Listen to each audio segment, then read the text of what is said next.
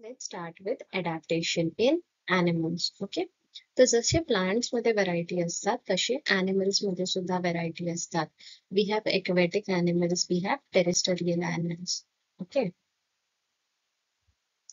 Let's go and study in detail about it. Make a list of animals in the surrounding, compare the diversity of the animals. ठीक है. So see, what is the difference between terrestrial and aquatic animals? As compared to terrestrial म्हणजे जमिनीवरती चालणारे. The skin and the body shape of aquatic animal appear to have undergone changes. ठीक आहे. तर जे aquatic animals आहे म्हणजे पाण्यात राहणारे आणि जे टेरेस्ट्रियल आहे त्यांच्यामध्ये डिफरन्सेस असतात. ओके. एक्वेटिक एनिमल्स मध्ये हे असे स्केल्स असतात. ओके. स्विंग्स असतात जे पोहायला मदत करते. त्यांची बॉडी अशी टेपर असते, दोन्ही बाजूनी टोकेरी, ज्याच्यामुळे ते पाण्यात आरामात पोहू शकतात. आणि हे जे आयलिड्स असतात ना त्याचे, ते ट्रान्सपेरंट असतात. ओके. आणि एक्वेटिक एनिमल्स, आता फिश आहे, ह्याला नोज नाही आहे, ह्याला गिल्स आहे, ज्याच्यामुळे ते श्वास घेऊ शकतात. Okay. So everything is given over here. They have a air bladder within the body to help them float. Air bladder सुद्धा असतो ज्याच्याने ते लोक हवा आत बाहेर काढू शकतात, त्याच्यामुळे ते फ्लोट करू शकतात. Okay. So observe the body of frog, duck and turtles. Okay. Of what use are these legs to these animals? What helps the frog to breathe underwater? Of what use are the long hind legs of the frog? Why does a duck get wet in the water? Doesn't get wet. Okay. हे सगळं आपण next paragraph मध्ये बोलणार आहोत. As the frog and the duck have webbed toes. ठीक आहे. ह्यांचे पाय बघा कसे आहे, वेब टोज असे. ओके. त्याच्यामुळे they can use their legs like oars. Oars म्हणजे जे चक्का असतो ज्याच्याने आपण बोट चालवतो, तसे हे लोक यूज करतात पाय. Okay. Water flows off the waxy feather of the birds like duck and water hens. ह्यांचा फेदर्स असतात ते वॅक्सी असतात. ओके. म्हणजे त्याच्यावरून पाणी घसरून जातं, ते ओले होत नाही. Webbed toes, slippery smooth skin and triangular head helps the frog to swim easily through water. हे बघा, हे असे त्याचे टोज आहेत. हा ट्रायंगल सारखा त्याचा हेड आहे, त्याच्यामुळे ते आरामात स्विम करू शकतात. They can live on land as well as on water due to the adaptability to breathe through the skin. कशात? कारण त्यांच्यात एबिलिटी असतात की ही जी स्किन आहे हे पोर्स असतात, छोटे छोटे होल्स, त्याच्यामुळे ते पाण्यात श्वास घेऊ शकतात आणि जेव्हा जमिनीवर असतील ना तेव्हा ते नाकाने सुद्धा श्वास घेऊ शकतात. Okay. The typical color of the frog backs help it to hide among the grasses. तर त्याचा कलर सुद्धा असा असतो की ते लोक लपू शकतात ग्रासेस मध्ये. Okay. Make a list of name of other amphibian. Amphibian म्हणजे जे पाण्यात सुद्धा राहू शकतात आणि जे जमिनीवरती सुद्धा राहू शकतात. So these both animals are amphibians. Okay. Of what use are the legs? हे सेम क्वेश्चन आहे जे आधी होते. Let's go to the next part. Adaptability in the forest and grassland animals. ठीक आहे. तर ग्रासलँड वरती जे राहतात, जे जमिनीवर राहतात, मोस्टली या कलरचे असतात, जसं टायगर, लायन. ओके. तर let's go and study in detail the adaptability. What adaptation they have here. Adaptation in forest and grassland animal. Carnivorous animal. Carnivorous animals म्हणजे जे मांस खातात, जे दुसऱ्या animalsला खातात. Like wild dog, fox, tiger and lion have strong legs to run fast and capture their prey. Okay. त्यांचे पाय खूप स्ट्रॉंग असतात. They have claws and their canine teeth are sharp. हे असे claws जे त्यांचे पंजे असतात. ओके. त्याच्यामुळे ते झपटा मारू शकतात आणि त्यांचे दात जे एकदम शार्प असतात, जे टोकेरी, त्याच्यामुळे ते फाडून खाऊ शकतात. ओके. इझिली पकडू शकतात तोंडामध्ये. Tigers have padded jaws. This enables them to silently stalk their prey and capture it easily. त्यांचे पाय जे असतात ना एकदम सॉफ्ट असतात टायगरचे, त्यामुळे ते जेव्हा चालतात ना तेव्हा आवाज येत नाही. The eyes of predatory carnivores are located in front of their head. आता ह्या दोघांचे बघा हेड वरती आहेत eyes. Okay. While the eyes of it helps them to spot the prey म्हणजे शिकार. ठीक आहे. फ्रॉम अ लॉंग डिस्टन्स, हे त्यांना लॉंग डिस्टन्स मधून प्रे दिसतं. Okay. Let study herbivorous. Herbivorous animals म्हणजे जे ग्रास खातात, जे दुसऱ्यांना नाही खात, ते फक्त झाडा पाला हे सगळं खातात. ठीक आहे. The eyes of herbivores are below the forehead on either side of the head, म्हणजे दोन्ही बाजूला डोक्याच्या असतात. Okay, this gives a wide angle vision which helps them to protect from predators. म्हणजे ते दोन्ही बाजूचं आणि एकदम लांबपर्यंत बघू शकतात. प्रिडेटर्स म्हणजे जे शिकारी येतात त्यांना शिकार करायला, त्यांना ते लांबूनच दिसतात. Are long and tapery with strong hooves which enables them to run fast through long leaps. हे जे त्यांचे पॉइंटेड हे असे लेग्स आहेत, ओके, आणि हे होप्स असतात त्यांना ब्लॅक, त्याच्यामुळे ते उडी मारून मारून धावू शकतात. Okay, the long and freely moving years can receive sound from long distances and different direction. हे जे कान असतात ते असे वरच्या बाजूला असतात, त्याच्यामुळे ते सगळ्या डायरेक्शन मधून जेवढा आवाज येतो ते ऐकू शकतात. Deer and black bucks have color that merge with their surrounding. Okay, तर त्यांचा कलर असा असतो की ते आजूबाजूच्या सराउंडिंग्स मध्ये मिसळून जातात. Their teeth are strong for chewing tough plant materials. Okay, त्यांचे दात असतात ते खूप स्ट्रॉंग असतात, त्याच्यामुळे ते जे एकदम जाड झाड असतात, एकदम जाड, ते सुद्धा ते खाऊ शकतात. Okay, next, adaptation in desert region animals. Okay, तर डेझर्ट मध्ये जर तुम्ही बघाल तर झाडे स्किनवाले ॲनिमल्स दिसतील, कारण तिथे झाडं नसतात, तर तिथे तेच ॲनिमल जगू शकतात ज्यांना कमी पाणी लागतात. तिथे मांजर, कुत्रा हे सगळे खूप कमी दिसणार. Okay, let's go and study in detail. Adaptation in desert animals. Desert are characterized by severe scarcity of water. Scarcity म्हणजे कमतरता, पाण्याची खूप कमतरता असते. Okay, hence desert animals have a thick skin to prevent loss of water from their body. यांची जी चामडी असते ही एकदम जाड असते, त्यामुळे म्हणजे जेव्हा खूप गरम होतं ना, तरी ते आपल्याला कशी चक्कर येतं, कारण आपलं जे पाणी आहे ते इव्हॅपोरेट होऊन जातं ना स्किन मधलं, पण त्यांचं तसं होत नाही. त्यामुळे कॅमल आहे ना, हे शीप ऑफ द डेझर्ट बोलतात. ओके, ते त्यांचं जे पोट असतं ना त्याच्यामध्ये पाणी स्टोर करून ठेवतात. Their legs are long with flat and cushioned soles. एकदम फ्लॅट असतात हे बघा, म्हणजे त्यांना चटका पण नाही लागत आणि वाळूमध्ये ना त्यांचे पाय असे ढसत पण नाही आतमध्ये, ते लोक बरोबर चालू शकतात. The nostrils are protected by folds of skin. हे जे नॉस्ट्रिल्स आहे म्हणजे जे नाक आहे ना, नाकाचा भाग, त्याच्यावरती सुद्धा चामडी असते, त्यामुळे वाळू आत जात नाही डायरेक्ट नाकात. The eyelashes are long and thick. त्यांच्या डोळ्याच्या वरचे जे आहेत ना आय लॅशेस, ते पण थिक असतात, म्हणजे त्यांनी डोळे लगेच बंद केले ना की ते वाळू उडून जाते, लगेच जात नाही आतमध्ये, कारण ते थिक असतात, एकदम जाड असतात. Rat, snake, spider, lizards in desert live in deep burrows. Burrows म्हणजे जे होल करून ते लोक जमिनीच्या खाली राहतात दिवसभर आणि रात्री ते बाहेर येतात. Okay, so this is adaptation in snow region. तर स्नो रिजन मध्ये मोस्टली ॲनिमल्स जे असतात ते व्हाईट कलरचे असतात. का? कारण ते लपू शकतात स्नो मध्ये. Okay, so let's study in detail the adaptation in animals snow region.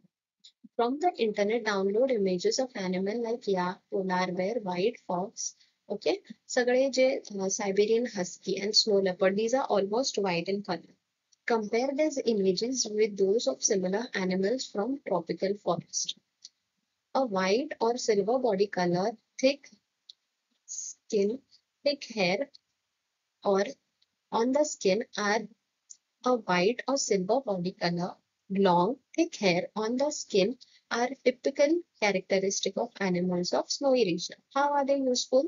Okay, so the answer is the white and silver body color makes them invisible. ते लोक दिसू नाही शकत snow मध्ये. Okay, making them undetectable in the white background by the predators. म्हणजे त्यांना जे पकडायला येतात त्या अॅनिमल्सला हे लोक लांबून नाही दिसू शकत, because they are white in colour. तर स्नो पण व्हाईट कलरचं असतं. Okay, long and thick hair on the skin prevents loss of heat from the body.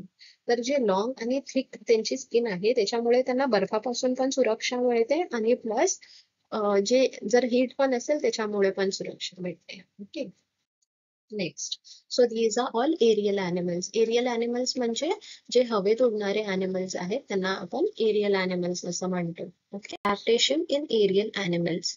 Can you tell what is the main difference between vehicle on the road and aeroplane? Simple आहे, vehicle रोडवर चालते आणि aeroplane आकाशात उडतं. Okay, the spindle-shaped body of bird also minimizes the resistance of air while flying. Spindle म्हणजे अशी टोकेरी. Okay, हे बघा, हे स्पिंडल आहे, ह्याला स्पिंडल म्हणतात. तर अशा शेप मध्ये असतात बर्ड्स. तर त्याच्यामुळे ते हेल्प करतात उडण्यासाठी. While hollow bones, a body covering of feathers and modification of forelegs into wings. Their body is light in weight and adapted for flying. तर हे जे आपले 4 पाय असतात बाकीच्या अॅनिमल्सचे, ठीक आहे, बर्ड्सला 2च पाय असतात आणि जे बाकीचे 2 हात आहेत ते या विंग्स मध्ये कन्वर्ट करतात. कशाला? To adapt. ओके, आणि त्यांची बॉडी ना हॉलो असते, म्हणजे बाहेरून ते असे भरलेले दिसतील, वजनदार दिसतील, पण तुम्ही उचलून बघाल ना एखाद्या कबुतरला तर ते खूप हलके असतात. Okay, the body of insect is light in weight and taper on both ends. Insects म्हणजे किडे, मकोडे, माशा, मच्छर. Okay, they can fly with 2 pairs of wings and also walk with 6-legged legs. 6 legs कशाला?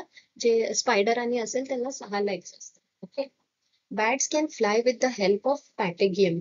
हे जे थिन लेअर दिसतं तुम्हाला चांबडीसारखं, त्याला बोलतात पॅटेगियम. A thin fold of skin between their forelegs and their hind legs. हे 2 पाय आहेत खाली आणि हे 2 आहेत. ओके, त्याच्यामध्ये ही चामडी आहे, त्याला पॅटेगियम बोलतात, त्याच्यामुळे ते उडू शकतात. Okay, so adaptation in reptiles. Reptiles म्हणजे सरपटणारे प्राणी.